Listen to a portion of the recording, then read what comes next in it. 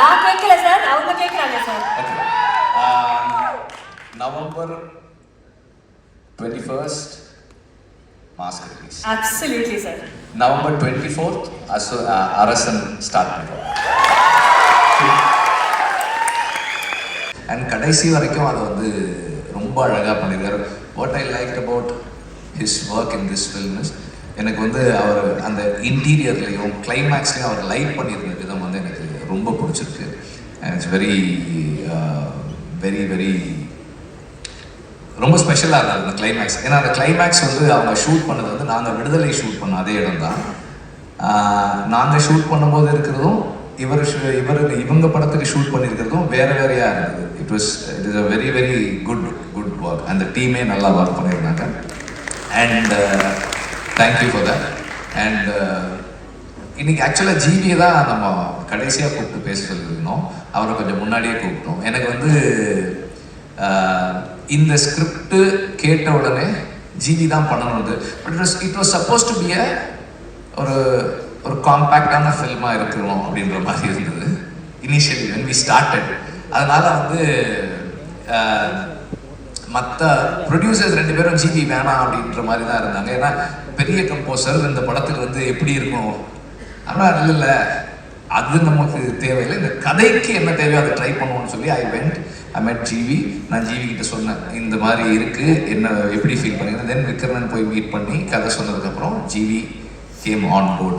வந்த உடனே முதல் வேலை நாங்கள் என்ன பண்ணோம்னா, ஏற்கனவே ஒரு படத்துக்கு பண்ணி வச்சுருந்த சாங்கை தானு சார்கிட்ட கேட்டேன். நான் சார் அந்த பாட்டை நான் யூஸ் பண்ணிக்கிறேன் சார் அப்படின்னேன். அதுக்கு நான் பண்ணி பண்ணுப்பா அப்படின்னாரு. அதுக்கப்புறம் அந்த சாங் கண்ணமொழி சாங் வந்து அதுக்கப்புறம் அந்த படத்துக்கு பண்ண சாங்கு நாங்கள் இதுக்கு யூஸ் பண்ணோம். அண்ட் தென் இந்த படத்துக்கு கம்போசிங் அப்படின்னு ஸ்டார்ட் பண்ணதுக்கப்புறம் ஜிவி கிட்ட இருந்து வந்து எல்லா வெரைட்டிலையுமே இருந்தது சாங்ஸ். அண்ட் எவ்ரி சாங் ரொம்ப ஸ்பெஷலாக இருக்குது, யூனிக்காக இருக்குது, இந்த படத்தினுடைய ஸ்பேஸ்க்குள்ளே இருக்குது, ரொம்ப இன்ட்ரெஸ்டிங்காக இருக்குது. And Vikraman also has a very good sense of music. So அது வந்து ஜிவியோட சேரும்போது ரொம்ப இன்ட்ரெஸ்டிங்காக வந்திருக்கு. And Peter Hein I always trust him when it comes to action. அவருடைய ஜட்ஜ்மெண்ட், அவருடைய எக்ஸிக்யூஷன். இந்த கிளைமேக்ஸில் வந்து அது பேப்பரில் இருந்ததை வந்து ரொம்ப பியூட்டிஃபுல்லாக என்ஹான்ஸ் பண்ணியிருக்காரு. அதுவும் எனக்கு பிடிச்சிருந்தது. அண்ட் ஜாக்சன் வந்து இந்த படத்தில் வந்து ஒரு ஹோட்டல் இன்டீரியர் ஒன்று க்ரியேட் பண்ணியிருக்காரு. அது அவ்வளோ எக்ஸைட்டிங்காக இருந்தது. நான் அந்த ஹோட்டல் எப்படி இருக்குன்னு பார்க்கறதுக்காகவே நான் போனேன். அந்த செட்டுக்கு போயிட்டு பார்த்தேன். இட்ஸ் ரியலி லைக் ஒரு அவ்வளோ ரியலாக இருந்தது அந்த இடம். ஐ really like it. And Ramar எங்கே இருக்காரு?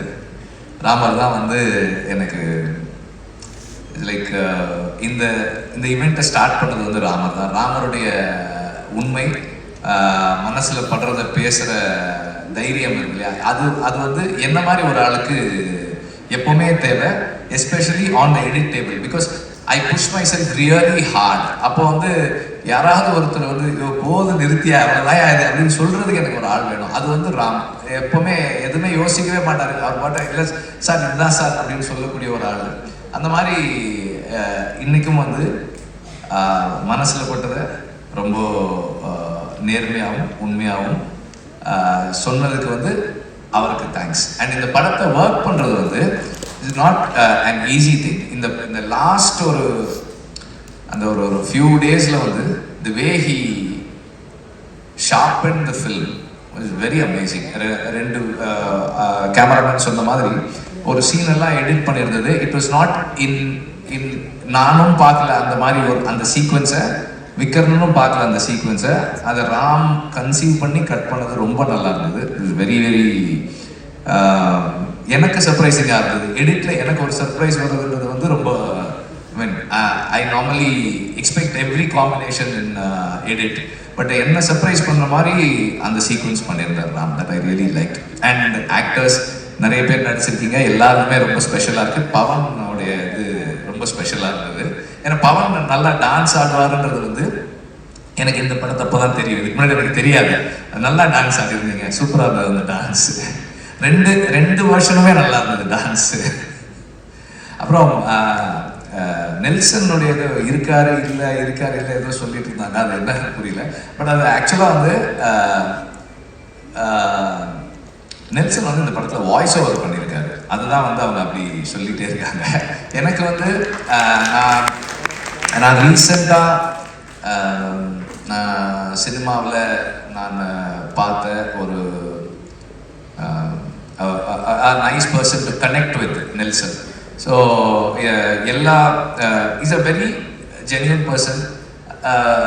ராமர் ஒரு மாதிரி பேசுகிறாருன்னா நெல்சன் வேற மாதிரி பேசுவார். ஒரு ஒரு ஒரு ஐடியா சொன்னோம்னா இது நல்லாவா இருக்கு அப்படின்னு கேட்குறாரு. அப்புறம் இது நல்லா தானே இருக்கு, நல்லா இருக்குன்றாரு. மனசில் பட்டதை ரொம்ப கரெக்டாக சொல்கிறாரு. கரெக்டாக இந்த சென்ஸ் யார் மனசும் புண்படாத மாதிரி என்ன சொல்லணுமோ அதை கரெக்டாக சொல்லக்கூடிய ஒருத்தராக இருக்காரு. தெர் இஸ் நோ எதையுமே மறைச்சோ இல்லை ஊசி மொழியோ சொல்கிறவர் இல்லை. Is a very genuine person. அந்த மாதிரி ஒரு பர்சனோட இன்ட்ராக்ட் பண்ணுறது is a rare thing. So I really like talking to him. And sometimes phone பண்ணால் நாங்கள் 1 மணி நேரம் 2 மணி நேரம்லாம் பேசிகிட்டு இருக்கோம் அந்த மாதிரி. அண்ட் இந்த மாஸ்க் வந்து எங்களுக்கு வந்து நிறைய பேசுறதுக்கான சான்ஸ் கொடுத்த ஒரு படமாக அமைஞ்சது. Sometimes I discuss with him. And அதில் ஒரு காமன் ஃபேக்டர் என்னன்னா கவின் இருக்கிறது தான். கவின் வந்து அவருடைய அசிஸ்டண்ட், அவருடைய தம்பி எல்லாமே. சம்டைம் அவர் நம்ம ஆஃபீஸ்க்கு ஒரு தடவை வந்திருந்தாங்க 2 பேரும். இவர் நெல்சன் பக்கத்தில் கவின் உட்காந்துருக்காரு. நெல்சன் வந்து அவர் தோளில் கை போட்டு அப்படியே அந்த ஏதோ மசாஜ்லாம் பண்ணி விட்டுட்டு இருந்தாரு. 2 பேருக்கும் ரியலைஸே பண்ணல that bond is that much. அந்த மாதிரி ஒரு பாண்ட் இருந்தது. ஸோ நான் வந்து நெல்சன்கிட்ட சொன்னேன்.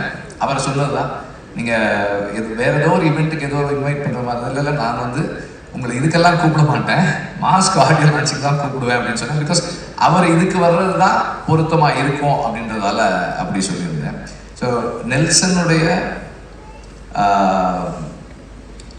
இந்த அவருடைய கான்ட்ரிபியூஷன் இந்த ஸ்கிரிப்டுக்குள்ளே, இந்த ஃபிலிம்குள்ளே நிறைய இருக்குது. அவருடைய சஜஷன்ஸ் வந்து நிறைய எடுத்துக்கிட்டு இருக்காங்க, அது ஒர்க் பண்ணியிருக்காங்க, எல்லாமே பண்ணியிருக்காங்க. அண்ட்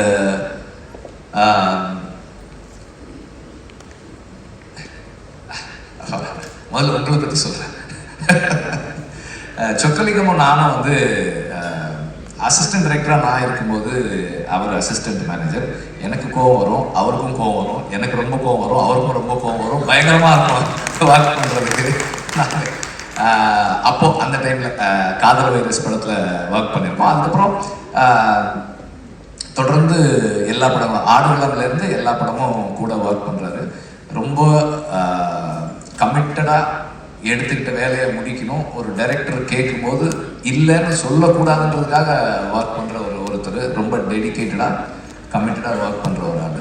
அண்ட் அவர் இந்த படத்தின் மூலமாக ப்ரொடியூசர் ஆகிறது எனக்கு ரொம்ப சந்தோஷம். அதே மாதிரி ஆண்ட்ரியாவும் இந்த படத்தின் மூலமாக ப்ரொடியூசர் ஆகிறது எனக்கு ரொம்ப சந்தோஷம். நான் கேட்டேன், உங்களுக்கு எதுக்கு இந்த வேலை, நீங்கள் ப்ரொடியூசராக என்ன பண்ண போகிறீங்க அப்படின்னு. அப்புறம் அதுவும் இந்த ஸ்கிரிப்ட் எதுக்கு, ஏன்னா வந்து உங்கள் கேரக்டரில் வந்து கொஞ்சம் நெகட்டிவ் ஷேட் இருக்குது அப்படின்னா அப்போ சொன்னாங்க, கொஞ்சம்லாம் இல்லை, இது ப்ராப்பர் நெகட்டிவ் தானே, இது அதனால என்ன இருக்குது.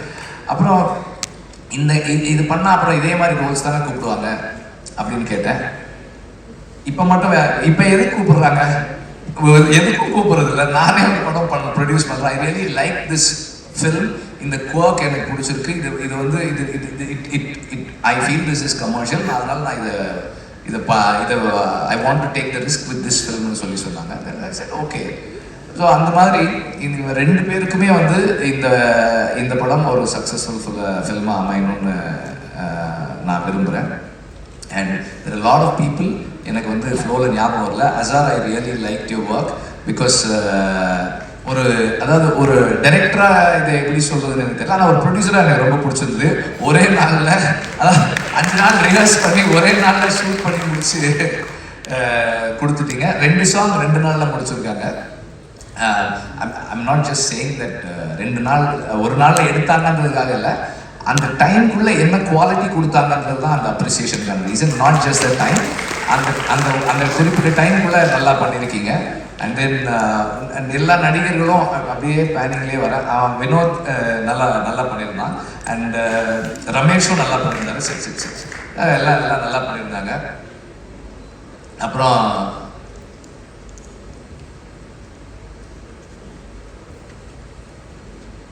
அதுக்கப்புறம் எல்லாருமே வந்து அவங்கவுங்க ஒர்க்கை சரியாக பண்ணாங்க. அண்ட் காஸ்டியூம் டிசைனர்ஸ் அவங்க ஒர்க்கும் நல்லா இருந்தது. தேர் ஐ மீன் இந்த டீம் வந்து their family, they all a very special. யாராவது மிஸ் பண்ணியிருக்குன்னா இப்போ ஆமாம் அவங்களும் இருக்காங்க, அர்ச்சனாவும் இருக்காங்க, பயங்கரமாக டான்ஸ் ஆடுறாங்க அவங்க அதில். எனக்கு அவங்களோட இப்போ நீங்கள் அவங்க பெர்ஃபார்மன்ஸ் பற்றி சொல்லும்போது சில மாடுலேஷன்ஸ் அவங்ககிட்ட இருக்குது, வெரி ஸ்பெஷல், வெரி இன்ட்ரெஸ்டிங். டப்பிங்லேயுமே சிலதை என்ஹான்ஸ் பண்ணுறாங்க, நடிக்கும்போது பண்ணியிருக்காங்க. எல்லாமே done a good job. And நிறைய பேர் மிஸ் பண்ணுறேன்னு நினைக்கிறேன். எல்லாருமே நல்லா பண்ணியிருக்கீங்க. எல்லாருமே everybody have done a good job. இதுக்கப்புறம் நான் தனித்தனியாக சொன்னேன், ஒருத்தர் சொல்ல அப்படின்ற மாதிரி ஆகிடும்னு நினைக்கிறேன். அண்ட் இந்த படம் ஒரு I need to thank MR Radha sir. இந்த படத்தில் நேரத்தில் எம்ஆர் ராதா வந்து ஈஸ் ஒரு ரிபல், இஸ் அ ரெவல்யூஷனரி. நிறைய விஷயங்களை வந்து குவெஸ்டின் பண்ணியிருக்காரு, நிறைய விஷயங்களை கேட்டிருக்காரு. அண்ட் அவர் இந்த படத்துக்குள்ள இவ்வளோ ஸ்ட்ராங்காக வந்ததுக்கு காரணம் அது யார் அப்படின்னு சொல்லணும்னு தெரியல. ஏன்னா ஒரிஜினலாக விக்ரம் ஐடியா வந்து நாலஞ்சு நடிகர்களுடைய மாஸ்க் இருக்குன்ற மாதிரி தான் இருந்தது. கடைசியில் அது வந்து it just got fixed with MR Radha sir mask. நான் வந்து ராதாரவி சாருக்கு இந்த படம் ஸ்டார்ட் பண்ணுறதுக்கு முன்னாடி அவர் கேட்டேன், சார் இந்த மாதிரி சார் யூஸ் பண்ண போகிறோம், எங்கள் ஐயாவை வந்து ஏதாவது தப்பாக காட்டுறீங்களா? இல்லை சார் அப்படிலாம் இல்லை சார் அப்படின்னு. சரி அப்படின்னா வந்து யூ கேன் யூஸ் அப்படின்னு சொல்லி சொன்னாங்க. இந்த படத்தினுடைய the soul of the film is what MR Radha's art stood for. அவர் வந்து எதை அவருடைய கலை மூலமாக பேசினாரோ அதுதான் இந்த படத்தினுடைய ஆன்மாவாக இருக்கிறது. It is the voice of the oppressed. அவங்களுடைய கேட்காதவர்களுடைய குரல் தான் இந்த படத்துடைய சோல். அதுக்கு மேலே என்னென்னவோ இருந்தாலும் இப்போ விக்ரமன் சொன்ன அந்த கேரக்டர், இந்த ரெண்டு கேரக்டர்ஸ், கவின் ப்ளே பண்ணுற கேரக்டர், ஆண்ட்ரியா ப்ளே பண்ணுற கேரக்டர், ருஹானி ப்ளே பண்ணுற கேரக்டர், ருஹானியோட ஹஸ்பண்ட் ப்ளே பண்ணுற கேரக்டர், என்ன இருந்தாலும் அதோட சோல் வந்து is about the voiceless. And அந்த கடைசி பாடலில் வந்த கேட்ட அந்த வரிகள் தான், அடங்கு என்பார்கள் விலங்குகள் உடைத்து தடைகளை தகர்த்து வென்றுவா வெற்றி வீரனே. அதுதான் இந்த படம். தேங்க்யூ.